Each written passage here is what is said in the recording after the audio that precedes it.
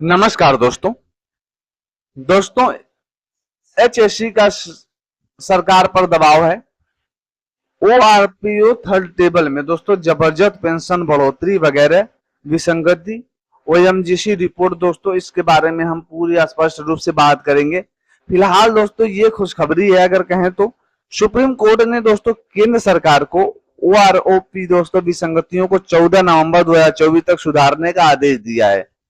इससे हवलदार, नायक और सिपाही की पेंशन में क्रमशः 2,874 रुपए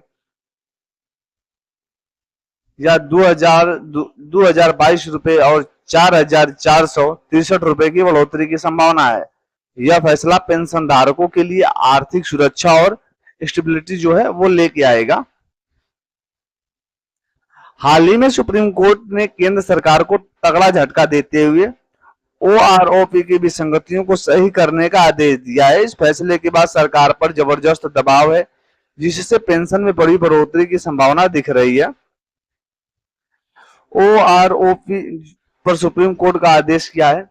सुप्रीम कोर्ट ने हाल ही में सरकार पर 2 लाख का जुर्माना लगाते हुए 14 नवंबर 2024 तक ओआरओपी से जुड़ी विसंगतियां को सही करने का दोस्तों अल्टीमेटम जो है वो दिया है।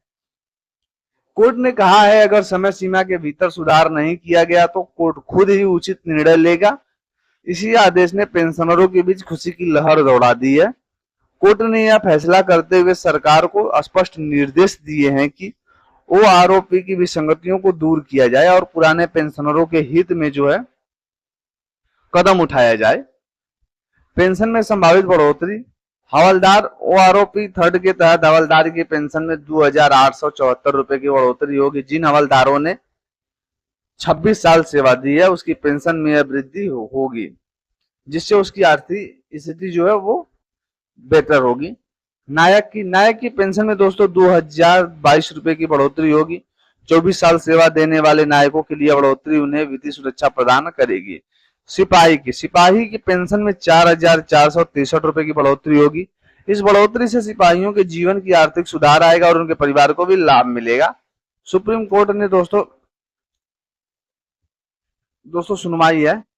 सुप्रीम कोर्ट में चल रहे इस केस के अलावा ओएमजेसी वन मैन जस्टिस कमेटी, ओएमजेसी दोस्तों मैं जो कह रहा हूं इसकी फुल फॉर्म है वन मैन जस्टिस कमेटी की रिपोर्ट के कई अन्य मुद्दे भी शामिल हैं जो पेंशनरों के हित में हैं। ओएमजेसी ने अपनी रिपोर्ट में कहा है कि सरकार को पेंशनरों की समस्याओं को ध्यान में रखते हुए उचित कदम उठाने की जरूरत है। महत्वपूर्ण मुद्दे क्या हैं? रिजर्विस्ट को जो दोस्तों ओपीआरओपी के लाभ, ओएमजेसी की रिपोर्ट में कहा गया है कि रिजर्विस्ट जो हैं उनको ओआरओपी का लाभ मिलना चाहिए। उन सैनिकों को भी न्याय मिलेगा जो रिजर्व सेना में हैं। प्री 2016 पेंशनरों को एमएसपीसी का लाभ है। प्री 2006 में पेंशनरों को एनपीसी मॉडिफाइड आयुर्वेदिक कैरियर प्रोग्रेशनल इसका लाभ दिया जाए, जिससे उनके पेंशन में सुधार हो सके। वार इंजरी पेंशन में बढ़ोतरी। युद्ध में घायल सैनिकों की पेंशन में बढ़ोतरी की जानी चाहिए और उन्हें उनके परिवारजनों को आर्थिक सहायता मिल सके। लास्ट रैंक होल्ड का फायदा। रिटायरमेंट से पहले जिस रैंक में सैनिक थे उसी रैंक का आधार पर पेंशन दी जानी चाहिए, चाहे उनकी सेवा अवधि कितनी भी हो। नेशनल ओआरपीओ का लाभ। जिन सैनिकों की सेवा के दौरान उच्च रैंक प्राप्त की थी उन्हें नेशनल ओआरओपी का लाभ जो दिया देना चाहिए ताकि उनके पेंशन में वृद्धि हो सके। आगे की राह।